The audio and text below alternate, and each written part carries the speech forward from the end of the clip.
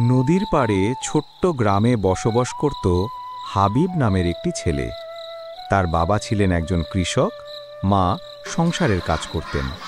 তাদের সংসার ছিল ছোট, আয় ছিল অল্প, কিন্তু মনের দিক থেকে তারা ছিল ধনী। ছোটবেলা থেকেই হাবিব অনেক কষ্ট দেখেছে। স্কুলে যেতে চাইতো, কিন্তু অনেক সময় বই কেনার টাকাই থাকতো না। তবুও সে ছিল হাসি খুশি। হাবিব, আজকে বই কিনতে পারলাম না বাবা, মাইনে দিলে কিনে দেব।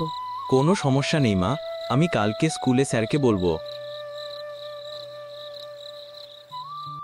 বয়স বাড়ার সঙ্গে সঙ্গে হাবিব বুঝল, শুধু গ্রামে থেকে সংসার চালানো যাবে না। সেই সিদ্ধান্ত নিল ঢাকায় যাবে কাজ খুঁজতে। শহরে এসে অনেক চেষ্টা করল, কেউ তাকে চাকুরি দিল না। কেউ বলল অভিজ্ঞতা চাই। শেষে এক ফুচকাওয়ালার কাছে কাজ পেয়ে গেল। ভাই, আমি কাজ শিখতে চাই। তোমাকে দেখে ভালো ছেলে মনে হচ্ছে। আয়, শিখে নে, তবে কষ্ট করতে হবে। কষ্ট করতে আমি রাজি আছি ভাই।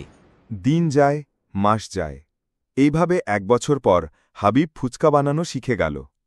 কিভাবে আলু মাখতে হয়, কিভাবে পানির মশলা বানাতে হয়, সবই সে শিখে নিল। তার হাতের স্বাদ ছিল অন্যরকম। ক্রেতারা বলতে লাগল, এই ছেলের বানানো ফুচকা অন্যরকম স্বাদ।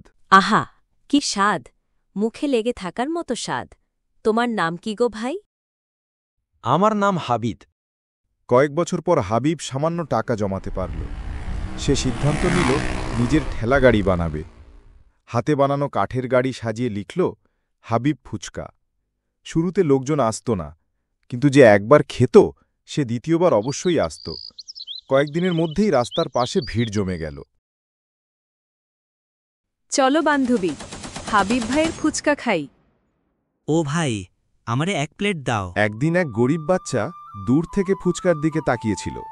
তার চোখে ছিল ক্ষুধার ছাপ। হাবিব ডেকে বলল, এই, এখানে আয় বাবা, একটা খেয়ে যা। ফুচকাওয়ালা কাকা, আমার কাছে কিন্তু টাকা নেই। টাকা লাগবে না, তোর জন্য ফ্রি। সেই দিন থেকে নিয়ম হয়ে গেল যে গরিব বাচ্চা আসত, হাবিব তাকে ফ্রি ফুচকা খাওয়াতো। মানুষ বলতো, এই ফুচকাওয়ালা শুধু ফুচকা বিক্রি করে না, সে হাসিও বিলায়। একদিন এক ধনী ব্যবসায়ী তার কাছে ফুচকা খেলেন। তিনি অবাক হয়ে গেলেন, এত অল্প দামে এত স্বাদ দেখে।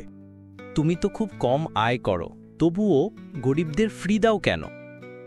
স্যার, আমি টাকা জমাতে চাই না, আমি হাসি জমাতে চাই। আমার ফুচকা খেয়ে যদি কারো মুখে হাসি ফোটে, তাতেই আমি ধনী। বছর ঘুরে গেল। হাবিব এখন সবার প্রিয় ফুচকা কাকা। বাচ্চারা তাকে ডাকল, ফুচকা কাকা, আজকে একটু বেশি দেবেন। ফুচকাওয়ালা হাবিব সারা জীবন বড়লোক হতে পারেনি টাকায়, কিন্তু মানুষের ভালোবাসায় সে হয়ে উঠেছিল আসল ধনী।